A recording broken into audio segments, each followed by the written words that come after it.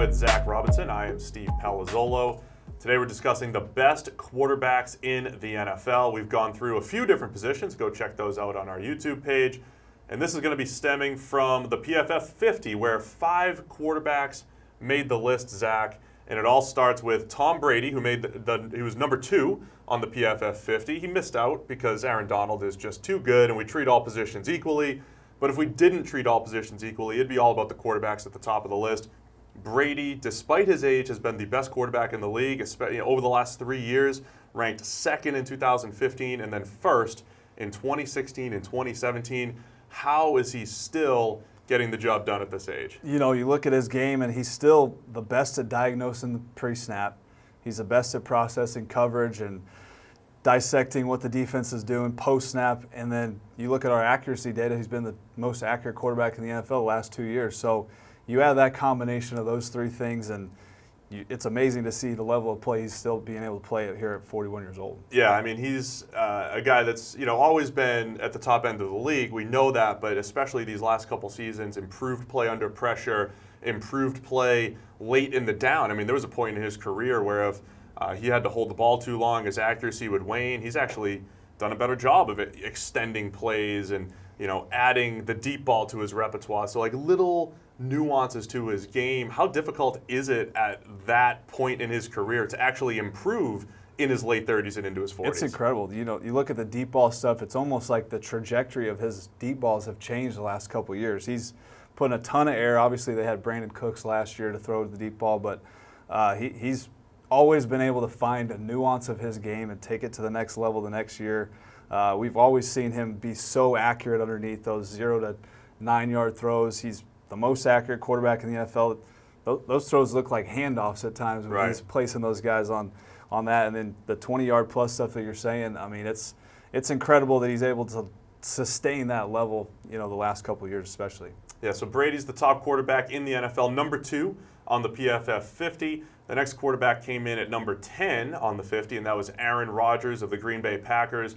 And it's tough to put Rodgers this low on the list because when he is healthy and when all things are clicking for Rodgers, he's probably right there with Brady. I mean, he's the best. And when you talk about what he's able to do from just a physical standpoint and then the mental standpoint, it really is this amazing combination that makes him probably the most complete quarterback we've seen in the last 10 years. Yeah, by far the most talented arm in the NFL. Yeah. And you can probably throw in Patrick Mahomes is going to That's your boy. That's your boy. He may get to that level, but the most talented arm we've seen, the athleticism, the ability to extend the play within the pocket, outside the pocket, the poise that he plays with. I mean, he's the most talented guy I think I've ever seen, probably anybody's ever seen play when he's clicking and playing within the rhythm of the offense and then obviously extending the play and doing the things that he does best. Yeah, so at his best, we mentioned, as good as it gets. I think there are stretches of play in his career, whether it's 2011, 2014,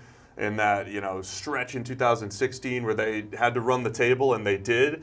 Maybe the best quarterback play we've seen in history. There's been some consistency issues, though. There were points in 2015 where, middle of the season, the rhythm wasn't there. You and I had a quarterback podcast going on last year. We're early in the season in parts of 2016. It was like, why isn't everything clicking offensively? Right. But when it is clicking and he's seeing the game and he's playing both within structure and outside of structure, that's when I think he's special. I'm expecting him not to be 10th next year. I'm expecting him to be top 3 on this list. Absolutely, I agree. I mean, and that is kind of, he does have a down game, it might be he's late to pull the trigger on some throws and almost looking to extend the play a little too much. But when he's playing in rhythm and he's back to his normal self, he's the best in the NFL. All right, so the next 2 guys that made the list came in at 27 and 28. We had a tough time separating them, but it was Matt Ryan of the Atlanta Falcons, Drew Brees of the New Orleans Saints.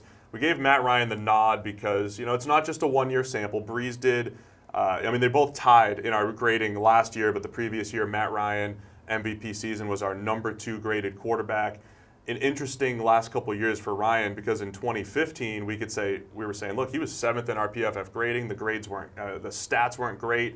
2016 he was an MVP, but we said, look, he was number 2 in our grading. He wasn't by far the logical MVP candidate that year. And then last year, the worst luck in the NFL. He led the league in avoiding turnover-worthy plays, but ranked 14th in interception percentage, number 2 in our PFF grading. So his stats and grades just haven't matched up every single year, but he's very consistent. He had a wild year last year. I mean, you pointed out on Twitter just the amount of dropped passes that ended up in interceptions. Yeah, dropped pass, diving interceptions left and right. There was 5 or 6 plays where it's hitting the receivers right in their hands, ended up in the defense's hands. So definitely an odd year in terms of that, but you get consistent play from him year to year. You're going to get he's so good off of play action and working really that 10 to 19 yard range is when you kind of see him throwing intermediate digs and skinny posts and those things. He's one of the best in the NFL and most accurate at that level of the field. So I think you can kind of always expect him to be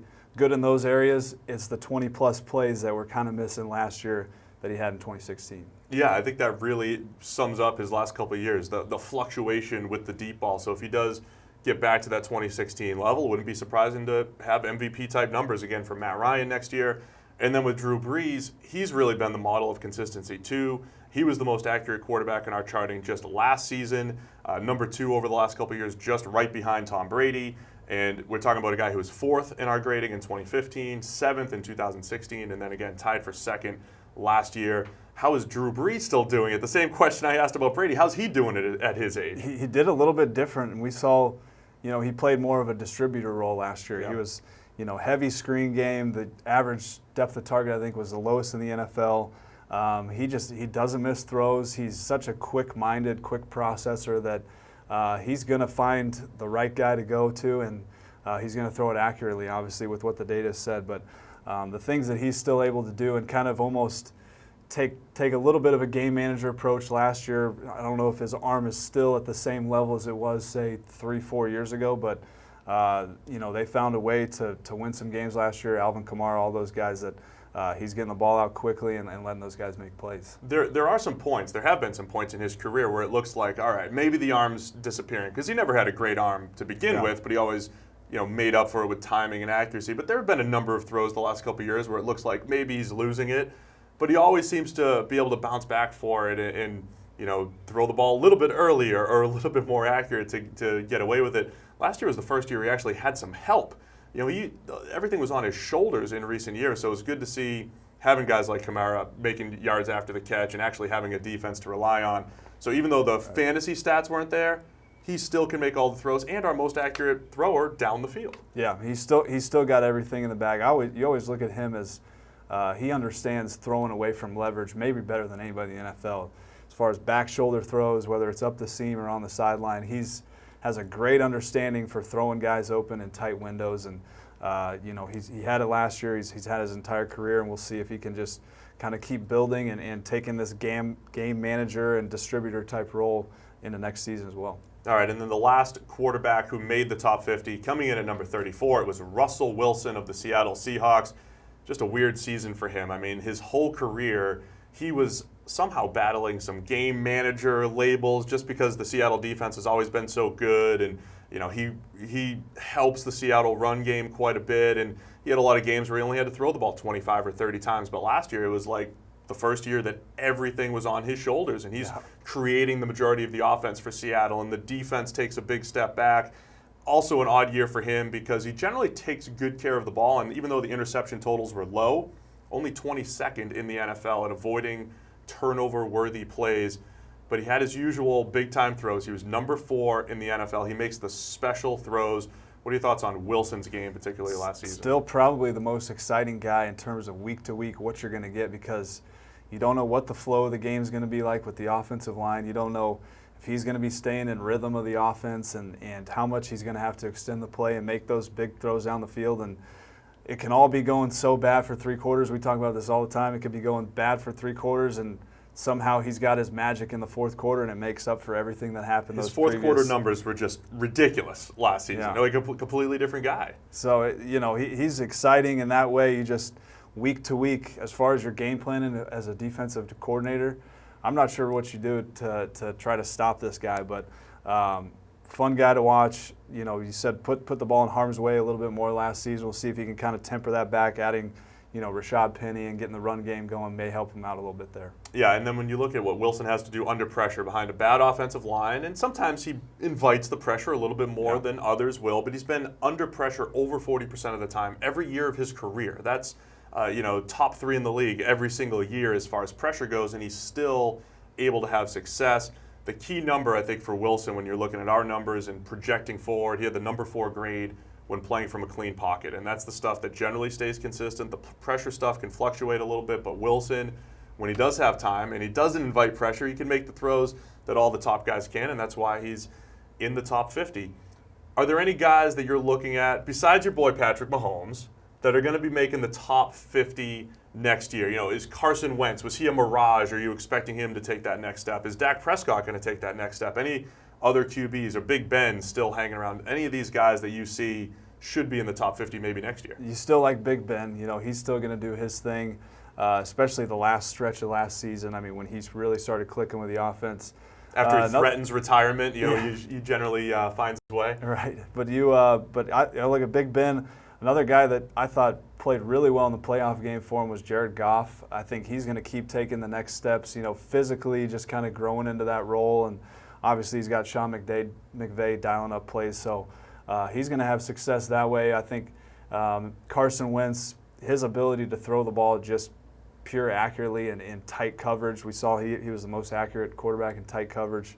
You look at those kind of guys, but Patrick Mahomes, in terms of a guy that you're looking to really explode on the scene, I think is the next guy to watch. Get ready to hear more Patrick Mahomes takes from Zach. So there you have it. 5 quarterbacks make the PFF 50. Go check out the entire breakdown on the YouTube channel. Be sure to give us the like and subscribe for more great PFF off-season content.